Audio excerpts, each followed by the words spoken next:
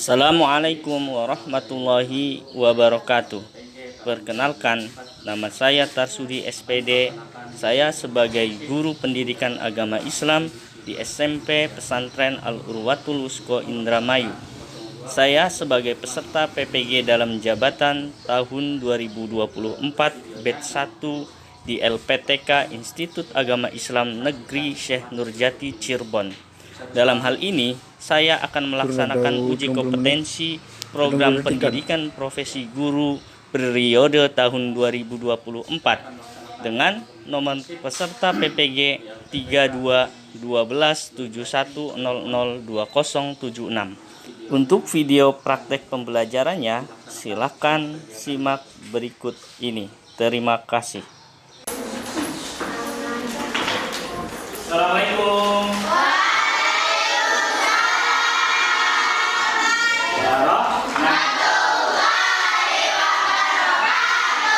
Bagaimana kabarnya?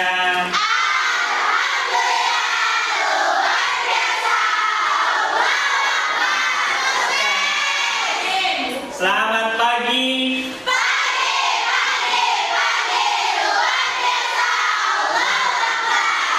Oke, terima kasih banyak anak-anak sekalian. Hari ini Bapak akan memberikan materi tentang project based learning, yaitu tugas membuat praktek tentang peta konsep dan membuat bingkai kaligrafi. Sampai sini ada pertanyaan tentang kegiatan project based learning ini? Tidak ada, ya. Baik anak-anak sekalian, sebelum pembelajaran dimulai, Bapak akan mengabsensi satu persatu. Silakan duduk yang rapi.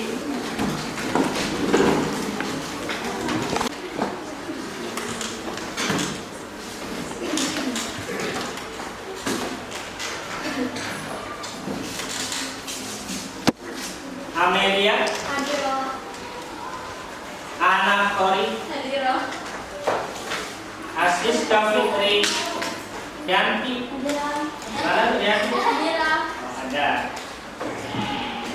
Fania, Hadiro. Yute Malahu, Jahra Ira. Baik. Baik anak-anak sekalian, alhamdulillah di pagi hari ini ya semuanya hampir 90% hadir. Mudah-mudahan yang belum hadir ya, dan belum sempat bertemu, mudah-mudahan diberikan semangat untuk mengikuti kegiatan pembelajaran. Yang sakit, mudah-mudahan Allah beri kesembuhan. Amin. Baik anak-anak sekalian, sebelum melaksanakan kegiatan pembelajaran, silahkan untuk dipimpin doa terlebih dahulu. Baik kelas, silahkan boleh dipimpin untuk memulai. Ayo. Doanya seperti yang biasa ya. Ayo. Saya Minuan.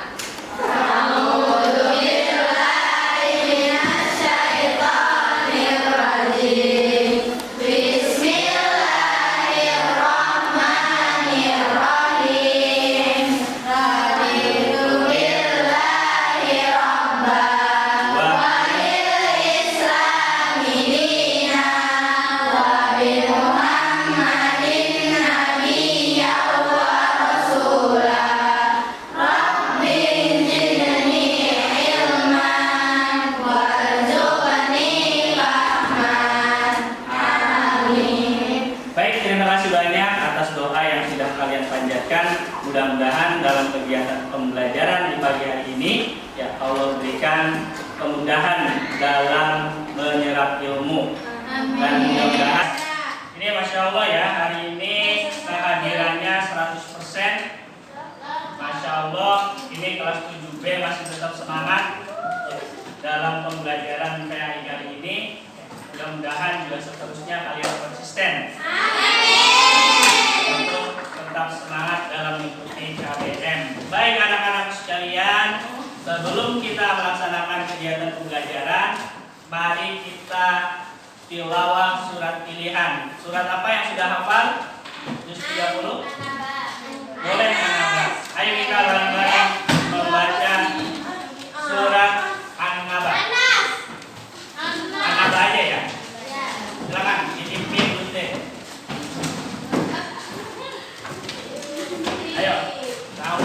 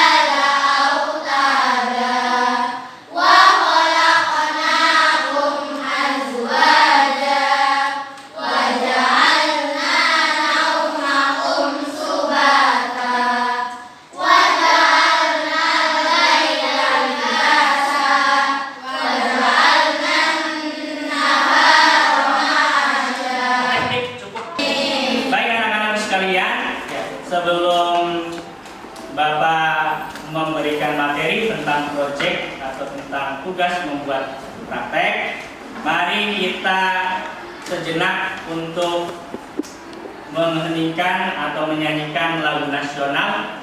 Silahkan diminta untuk berdiri semua.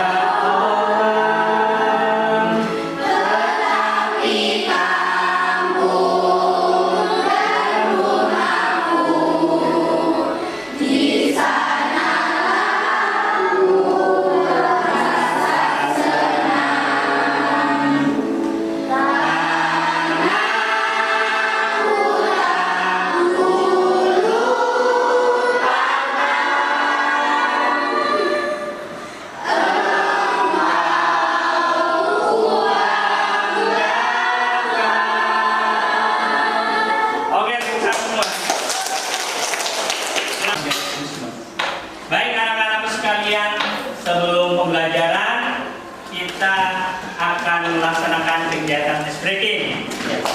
Sudah siap semua? Yang semangat ya? Siap semangat? Siap. Oke, silakan kita berdiri lagi untuk ice breaking.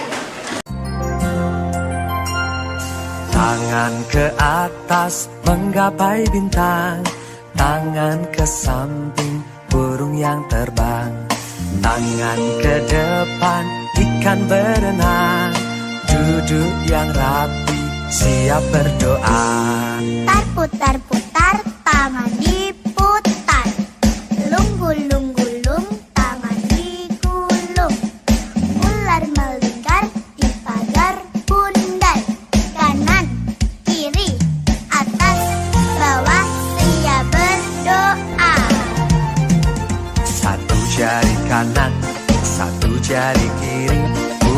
bergabung menjadi dua, ku buat jembatan panjang. Dua jari kanan, dua jari kiri, ku gabung menjadi empat, ku buat kamera. Tiga jari kanan, tiga jari kiri, ku gabung menjadi enam, ku buat menara. Empat jari kanan, empat jari kiri, ku gabung menjadi delapan, ku buat telinga. Lima jari kanan, lima jari kiri, ku gabung menjadi 10, siap berdoa. Tangan ke atas, Menggapai bintang, tangan ke samping burung yang terbang, tangan ke depan ikan berenang, duduk yang rapi siap berdoa. Takut-takutan tangan Ayo semangat. Lembut-lembut tangan digulung. Orang berikan dipagar pundak, Kanan, kiri, atas, bawah, siap berdoa. sekali lagi. Jari kanan, satu jari kiri, ku gabung menjadi dua, ku buat jembatan panjang. Dua jari kanan, dua jari kiri, ku gabung menjadi empat, ku buat kamera jepret. Tiga jari kanan, tiga jari kiri, ku gabung menjadi enam, ku buat menara tinggi. Empat jari kanan, empat jari kiri, ku gabung menjadi delapan, ku buat telinga rinci. Lima jari kanan, lima jari kiri, ku gabung menjadi 10, ku siap berdoa.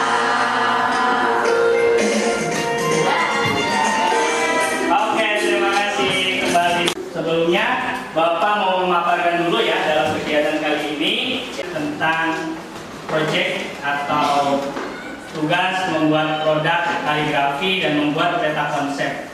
Apa sih tujuannya kita membuat proyek Best Learning ini? Yang pertama, anak-anak sekalian, perlu kalian ketahui bahwa selain kalian dalam memahami fungsi hadis dan Al-Quran, yang pertama mampu membaca, kedua harus mampu menulis bahasa Arab, ya. Terus yang ketiga juga kalian harus mampu menghasilkan produk. Ya. Dalam hal ini, Bapak akan menjelaskan tentang tutorial bagaimana cara membuat produk project based learning, yaitu membuat kali. Nanti hari ini Bapak juga akan menjelaskan tentang membuat peta konsep. Ya, peta konsep tentang fungsi hadis dan Al-Quran sebagai pedoman hidup. Ya. Nah di sini ya perlu kalian ketahui ya, bahwa dalam melaksanakan kegiatan pembelajaran ini ya, nanti anak-anak silakan disiapkan ya, kertas yang akan dibikin peta konsep. Silakan kalian disediakan dulu.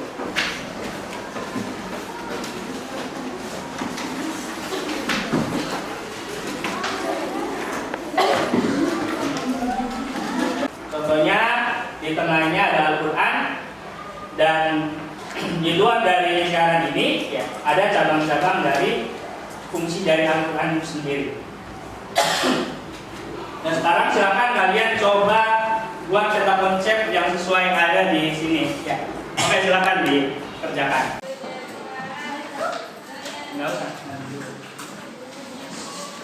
Oke, ini udah siap tugasnya. Kelompok berapa ini? Kelompok 2. Ya, ini udah oke. Sekarang ini kelompok berapa? Kelompok 4. Coba Bapak cek dulu.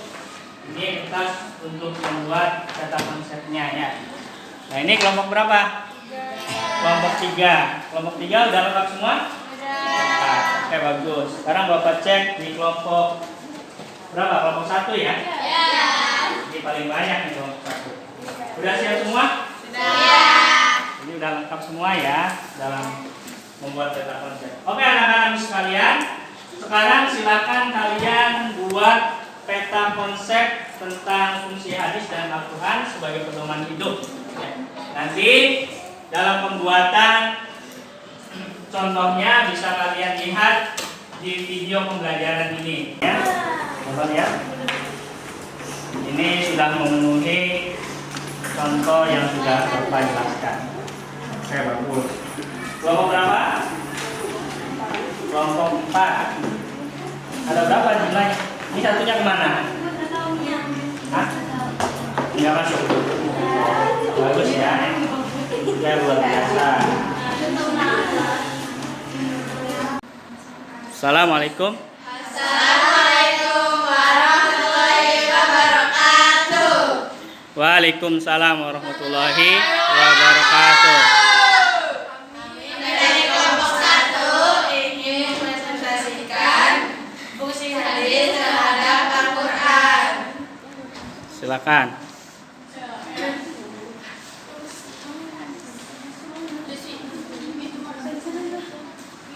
Fungsi hadis. Adapun peran dan fungsi hadis terhadap Al-Quran adalah sebagai berikut.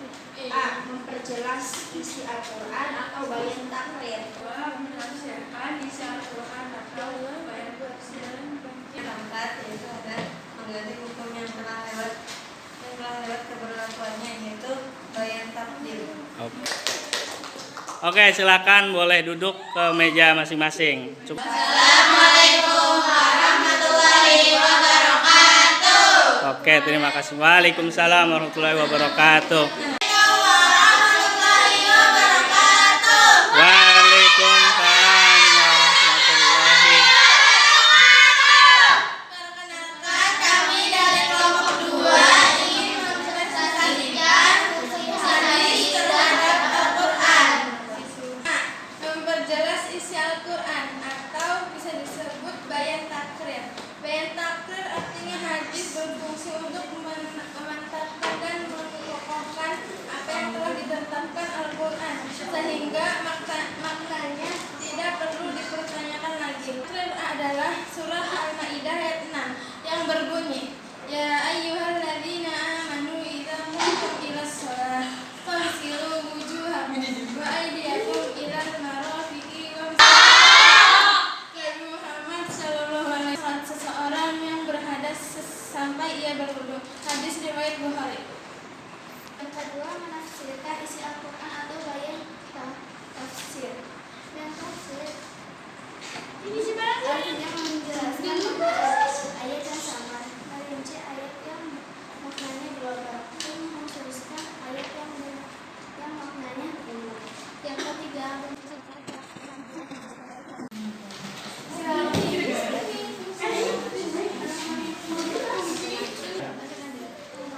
Ini kelompok berapa? Kelompok 2 ya?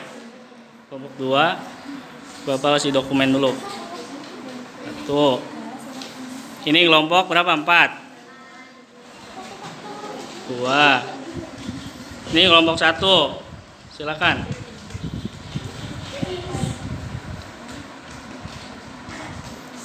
Ini kelompok 4.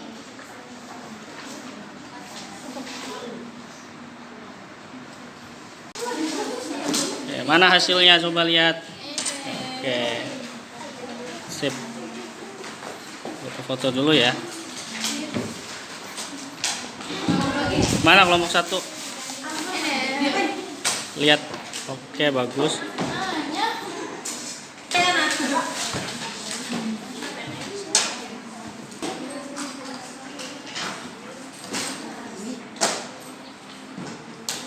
Coba silakan dilihat. Oke, ntar dulu. Oke, bagus. Coba kelompok 3 lihat hasilnya. Silakan dipasang kembali.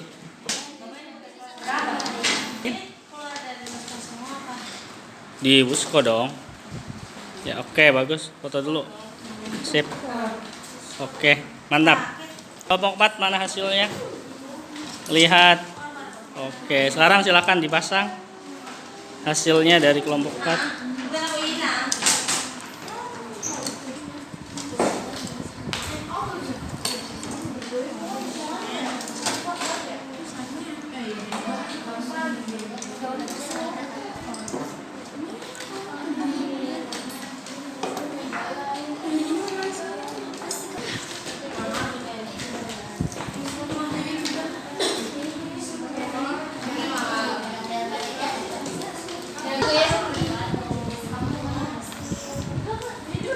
Ya, sekarang udah hasilnya oke, bagus. Kurang jelas satu lagi. Oke. Ya nanti bebas, boleh dari sini dulu, nanti yang lain.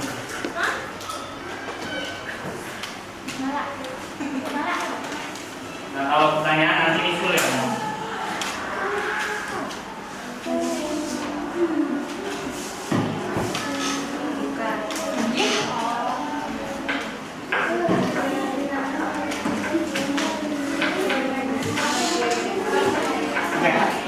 Oke, baik anak-anak sekalian, ya.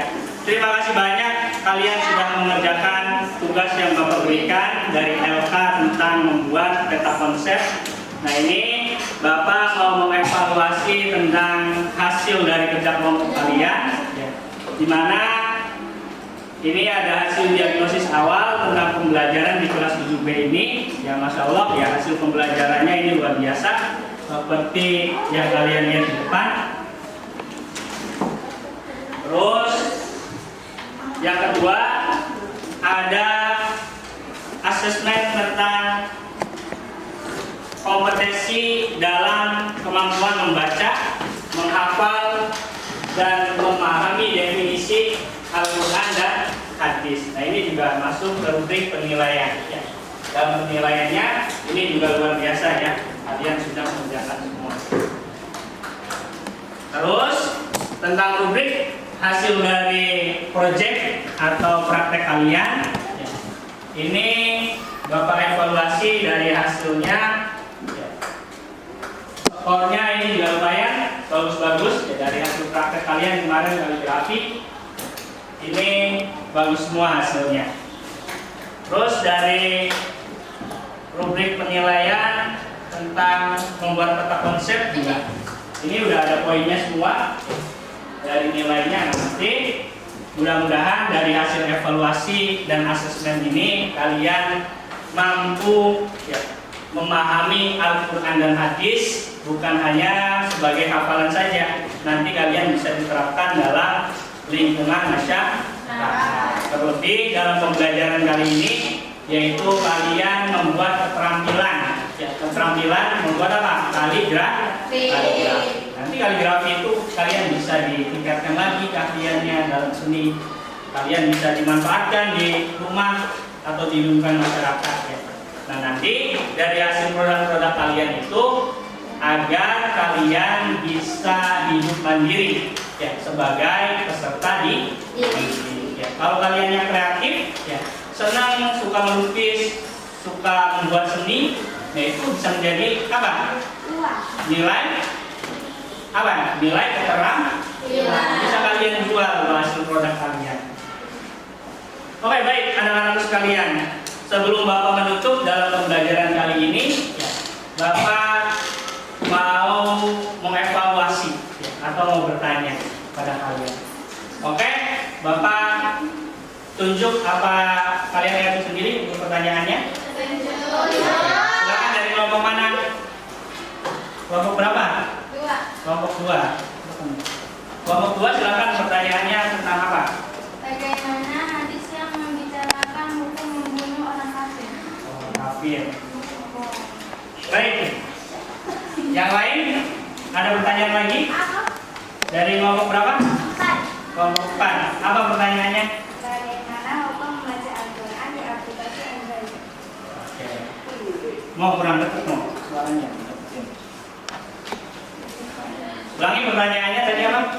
Bagaimana hukum membaca Al-Quran di aplikasi Android? Oke, luar biasa ini pertanyaannya ya. Karena menghubungkan Al-Quran dengan kehidupan dunia teknologi. Ini kelompok berapa nih? Kelompok 4, bagus ya. Nanti Bapaknya sekalian ada yang lain? Ini kelompok 1, apa pertanyaannya? Apa manfaat membuat kaligrafi? Manfaat, oh berarti ini tentang proyek ya, tentang hasil produk. Bagus juga pertanyaan. Ada yang lain? Kelompok berapa ini? Kelompok 2 ada? Nggak ada, udah. Oke, baik. Boleh untuk Bapak jelaskan ya? Baik anak-anak sekalian, ya, kita sebagai umat Islam tadi yang disampaikan oleh teman kalian yaitu Malah Bagaimana sih Pak kalau misalkan ada hadis yang berbicara hukum membunuh orang kafir itu dihalalkan? Baik, Bapak akan sampaikan ya. Banyak anak-anak sekalian terjadi akhir-akhir ini tentang perkembangan intoleransi ya, atau orang yang merasa paling benar dalam memahami ajarannya. Dalam ini ya, Bapak berpendapat bahwa hukum hadis tentang membunuh itu ya disesuaikan dengan konteks keadaan dan kondisi zaman, atau diistilahkan sebagai asbabun nuzul, ya, turunnya hadis itu untuk apa pada saat itu. Sedangkan dalam hadis ada yang mengatakan bahwa ketika membunuh orang kafir itu halal darahnya. Nah, itu konteksnya dalam kondisi ya umat Islam pada saat itu yaitu terkepung dalam apa? Peperangan. Ya, kalau umat Islam tidak melawan, ya, maka umat Islam akan kalah. Karena pada saat itu orang-orang kafir yang menganggap bahwa Islam itu sebagai musuh. Akhirnya Pak, turunlah ayat itu. Asbabun nuzulnya adalah dalam kondisi tertentu. Nah, terus bagaimana Pak kalau misalkan dihadapkan dalam kondisi sekarang? Misalkan umat Islam tidak dihadapkan pada kondisi peperangan.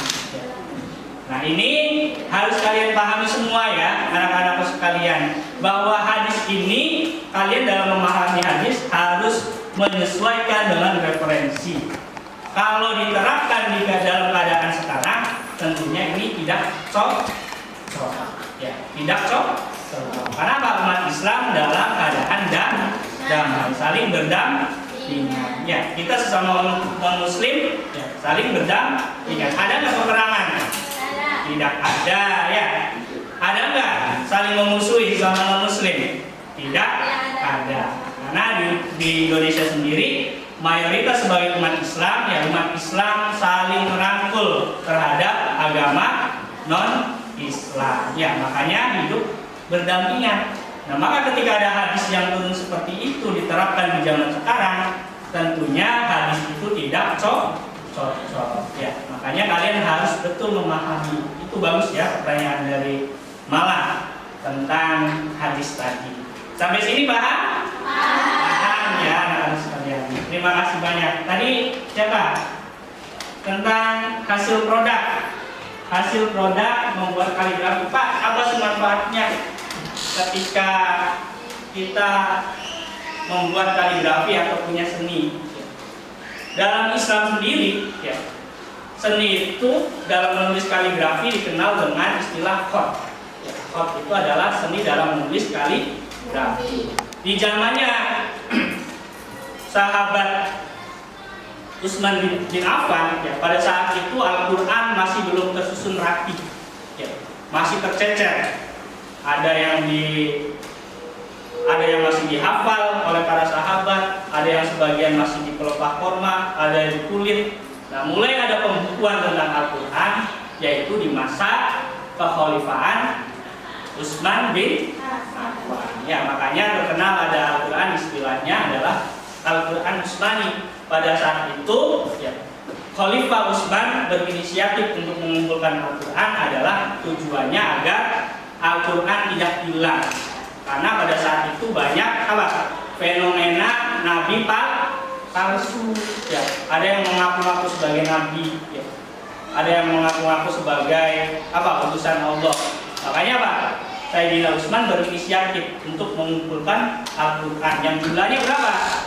Ada 114 surat atau tersusun dalam 30 juz. Ya, itu dulunya tercecer Al-Quran. Ya, makanya pada saat itu dikumpulkan menjadi satu.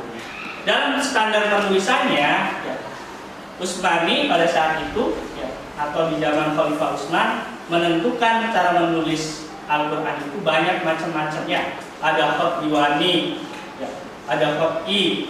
Itu contoh penulisan. Ya, kalau kalian melihat di bangsa Arab, ya, nulis Al-Qurannya beda lagi Arab. Ya, kalau di Timur Tengah beda lagi tulisannya Timur Tengah. Nah, sekarang makanya dikenal dengan nama seni kaligrafi. Apa manfaatnya? Manfaatnya banyak anak-anak sekalian ya. kalian ketika mampu menulis Al-Quran atau Arab dengan bagus, itu bisa dijadikan sebagai apa?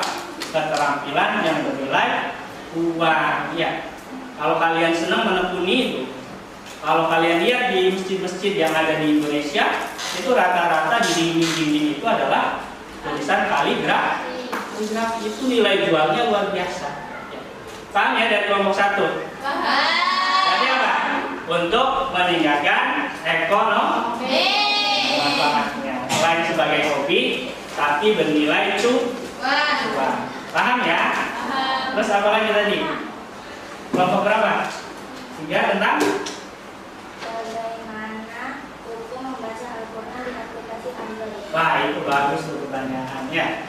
Nah, sekarang anak-anak sekalian perlu diketahui bahwa kalian semua ini termasuk dari generasi Alpha. Oh, generasi Alpha. Kalau Bapak itu masih generasi Z. Kalau Alpha itu hidupnya itu tidak bisa lepas dari Android atau dari HP. Kecuali kalian di pesantren ya. Karena apa? Ada peraturannya. Tapi kalau kalian di rumah, Bapak yakin kalian pasti tidak lepas dengan HP. Itu realita, tidak bisa dihindari. Ya. Bahkan Bapak yakin dari jumlah kalian yang ada di kelas ini, hampir semuanya memiliki HP pribadi. Ya. Kalau dulu HP kebutuhannya dan sebagai kebutuhan keluarga hanya untuk menelpon, tapi sekarang HP sudah menjadi bagian dari teman. Ya. Makanya tadi ada yang bertanya tuh dari kelompok berapa? 4. Nah, ini banyak kan HP nih manfaatnya ya. Banyak juga mudorotnya. Kenapa di pesantren tidak digunakan dibolehkan menggunakan HP? Ya, salah satu alasannya adalah dapat mempengaruhi emosional belajar kalian. Ya, bisa jadi belajar kalian jadi malas. Benar nggak? Nanti kalau tidur megang HP, bangun tidur megang HP, mau makan pegang HP. Nah, itu kondisinya. Terus bagaimana Pak? Ini kita kalau misalkan dalam mengaji atau membaca Al-Quran, kita harus diwajibkan wudhu. Benar nggak? Ya. Wajibkan wudhu. Kalau kalian dalam keadaan tidak haid, ya, itu tidak boleh memegang Al-Quran. Tapi boleh nggak kalian membaca? Boleh nggak kalian membaca hafalan? Boleh. Ya, yang tidak boleh itu ketika kalian memegang Al-Quran. Dalam ilmu fikih, anak-anak sekalian, ya, banyak para ulama berpendapat, ya, sebagian ada mazhab Syafi'i, ada mazhab Hanafi, ya, karena pada saat itu belum ada HP, ya, jadi ini belum dibahas pada masa mazhab Imam Syafi'i. Adanya adalah Basul Masail atau membahas hukum bagaimana kita ketika menggunakan Al-Quran di dalam HP. Sebagian para ulama berpendapat bahwa ketika kalian membaca Al-Quran di dalam HP itu disunnahkan untuk berwudu, tapi itu tidak melarang kalian untuk membuka, karena HP bentuknya adalah software, ya, tidak bentuk apa? Buku. Yang tidak boleh disentuh itu adalah Al-Quran yang bentuk buku. Jadi hukumnya apa? Sunnah. Tapi boleh untuk melihat. Kalau untuk menghafal menggunakan HP. Ya. Kalau kalian nih punya tarian hafalan, ya. Kalau misalkan di rumah pulang, ya, misalkan kalian dalam keadaan haid atau sedang tidak suci, itu boleh kalian menggunakan Al-Quran di dalam HP untuk menghafal. Kenapa? Karena bentuknya software. Tapi kalau untuk memegang Al-Quran yang bentuknya hardware atau kasat mata seperti ini, itu yang dilarang, harus kalian berwudu. Paham? Kelompok 4? Harus.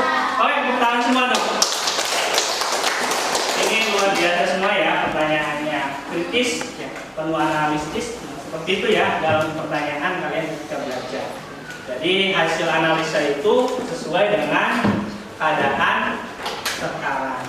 Oke, sampai sini mungkin Bapak cukupkan saja ya.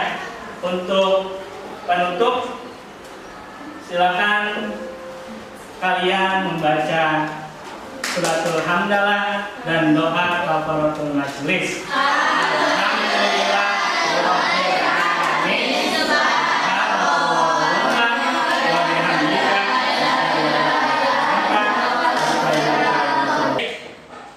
Sekian dari Bapak, mohon maaf apabila dalam pembelajarannya Bapak kurang berkenan baik dalam sikap maupun dalam penyampaian, mohon dimaafkan.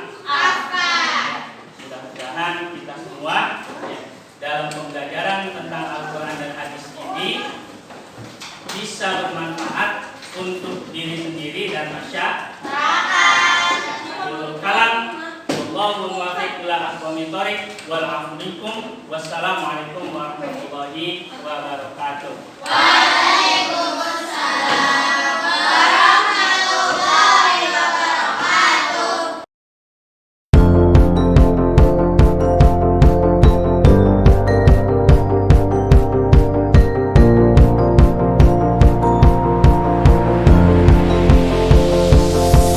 It's a beautiful night.